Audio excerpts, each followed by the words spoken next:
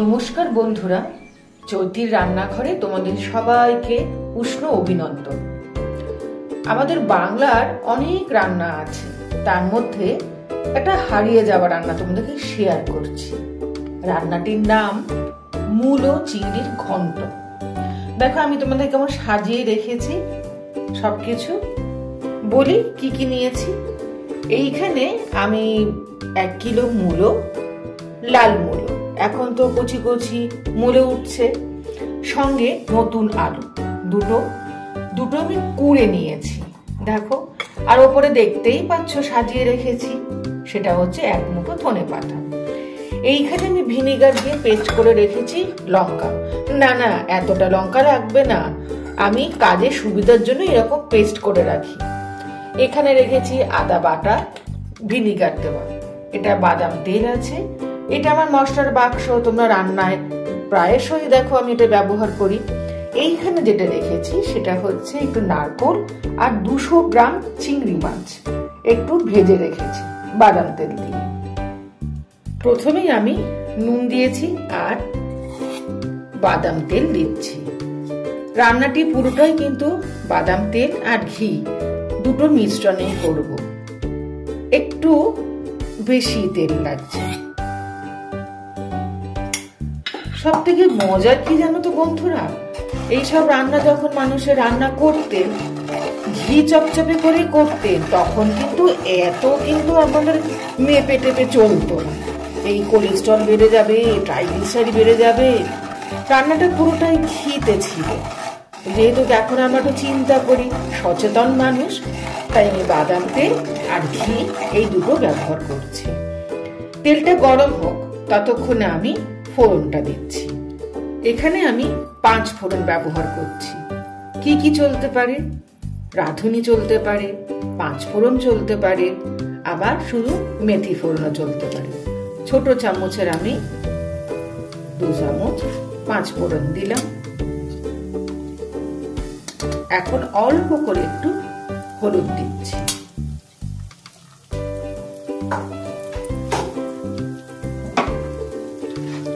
পাঁচ ফোড়নের গন্ধ বা তোমরা যেই ফোড়নই দাও খুব ভালোভাবে একটু ফেটে উঠলে, দেখো এখনো তেলটার মধ্যে ফেনা ফেনা রয়েছে, তার মধ্যে খুব ভালো এখনো গরম হয়নি বা মশলাটাও পুরো তৈরি হয়নি।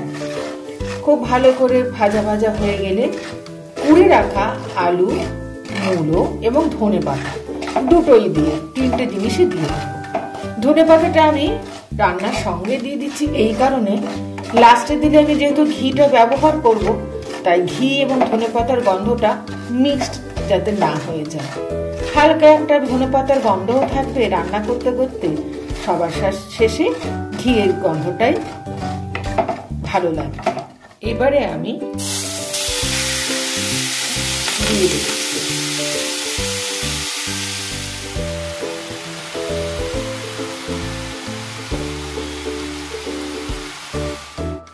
আমি মূলো, আলু এবং ধনেপাতা দিয়ে একটু ভালো করে নেড়ে ছেড়ে দিচ্ছি।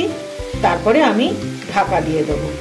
তাহলে মূলো আলুর রসেই একটু জল বেরোবে, তাতেই কিন্তু এটা সিদ্ধ হবে। এবার আমি ঢাকা দিয়ে দিচ্ছি এটা সেদ্ধ হওয়ার জন্য।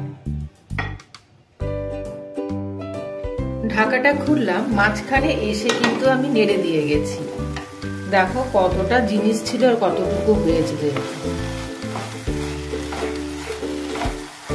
খুব সুন্দর গন্ধ বেরিয়েছে। এই শীতের সময় কচি মূলো থাকতে থাকতে একবার বানিয়ে খাও তো বন্ধুরা, আর বলো আমাকে কেমন লেগেছে। অবশ্যই কিন্তু ইউটিউবে কমেন্ট করবে। আমি এবার আদা পেস্ট দিচ্ছি। এই দেখো 2 চামচ আদা পেস্ট আর লঙ্কা পেস্ট। তোমাদের মনে হতে পারে যে আমি দুটোতেই ভিনিগার দিয়ে পেস্ট করেছি, তাহলে তো খুব টক হবে না। না তা হবে না, কারণ খুব সামান্য ভিনিগার দিয়েছি। লঙ্কাটা একটু বেশি দিলাম, দিয়ে খুব ভালো করে আমি নাড়াবো। আদাতেও আমি দিয়েছি। ভিনিগার ছাড়াও তোমরা লেবুর রস দিয়ে পেস্ট করে রেখে দিতে পারো, অনেকদিন ভালো থাকে। আর প্রতিটা পেস্টের সঙ্গে না আমি যখন পেস্ট করেছি তখন অল্প করে হলেও একটু নুন দিয়েছি। নুন ঝাল মিষ্টি তোমরা সবটাই কিন্তু নিজেরা বুঝে নেবে। খুব ভালো করে আমি মাখিয়ে দিচ্ছি, কারণ যেহেতু নারকোল এবং চিংড়ি মাছ দুটোই ভাজা আছে, তাই আগে এগুলো দিয়ে দিচ্ছি, তারপর ওগুলো আমি দেবো, দিয়ে হালকা হাতে নাড়িয়ে দিয়ে আবার চাপা দিয়ে দেবো। একটু সময় সাপেক্ষ এই জন্য বলছি, কারণ জল তো থাকবে না, এরকম একটা ভাজা ভাজা ভাজা ভাজা হবে, খেতে কিন্তু খুব ভালো হয়। তোমাদের দেখিয়েছিলাম আমি সামান্য তখন হলুদ দিয়েছি, আর একটুখানি হলুদ দেব।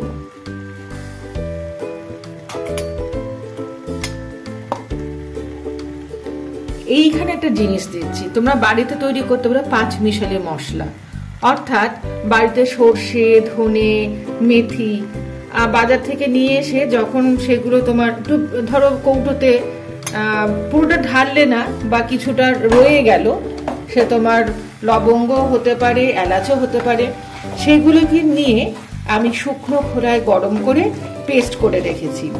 এতে কি হয় জানো, যখন কিচ্ছু তোমার করতে ইচ্ছা করবে না, ওই 5 মিশালি একটা মশলা দিয়ে তরকারি বলো, মাছের ঝোল বলো, খেতে কিন্তু অসাধারণ লাগে।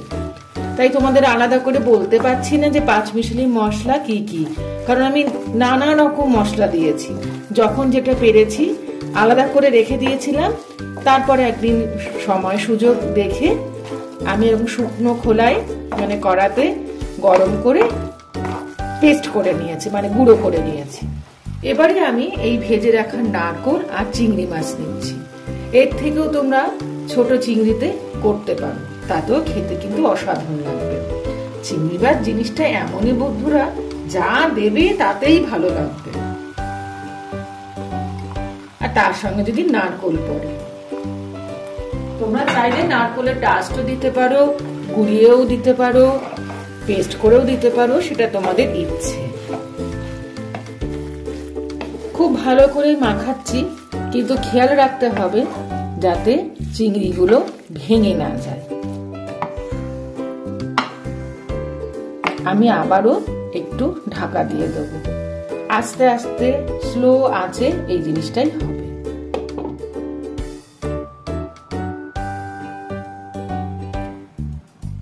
বন্ধুরা, আমি মাঝখানে এসে না ভালো করে নাড়িয়ে দিয়ে গেছি।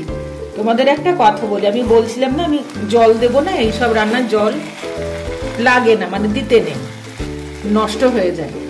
যদি তোমাদের ধরো সবার তো আর ননস্টিক থাকে না, নর্মাল কড়াইতে করো, যদি একটু ধরে যায়, আমার কিন্তু ধরে যায়নি, দেখো আমার কিচ্ছু হয়নি, তাহলে না জাস্ট জলের এরকম ছিটে দিয়ে নেবে, নাহলে কিন্তু ভ্যাট ভ্যাটে একটা বিচ্ছিরি হয়ে যাবে। আমার রান্না মোটামুটি শেষের পথে। এবারে আমি যেটা করব, একটুখানি গরম মশলা গুঁড়ো দিচ্ছি,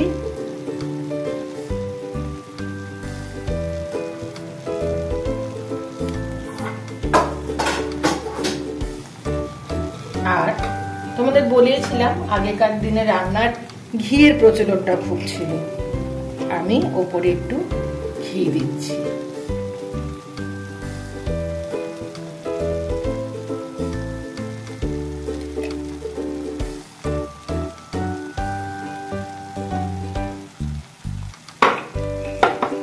দিয়ে খুব ভালো করে একটু নাড়িয়ে দিয়ে আমি বন্ধ করে দেব, কারণ ঘি গরম মশলার গন্ধটা এর মধ্যে থাকবে। তৈরি হয়ে গেছে বাংলার আরো একটা হারিয়ে যাওয়া পদ, মূলো চিংড়ির ঘন্ট। অবশ্যই তোমরা জানাবে কিন্তু তোমাদের এই রেসিপিটা কেমন লেগেছে, আমাকে কিন্তু কমেন্টে জানাবে। তৈরি হয়ে গেছে বন্ধুরা মূলো চিংড়ির ঘন্ট, বাংলার এক হারিয়ে যাওয়া রেসিপি। তোমরা অবশ্যই এই শীতের মধ্যে একবার করে বলো তো তোমাদের কেমন লেগেছে।